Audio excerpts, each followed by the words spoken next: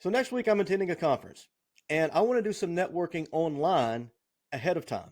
So I'm going into ChatGPT and I'm telling it, do some research and find any LinkedIn post that mentions the Next After Neo Summit. I'm telling it to summarize every post, suggest an idea for a comment that I could leave, not writing the full comment because AI comments are terrible. Just like give me an angle to kind of save me some time there. Then I'm going to tell it to put it into a table format along with a link that I can use to directly access each post.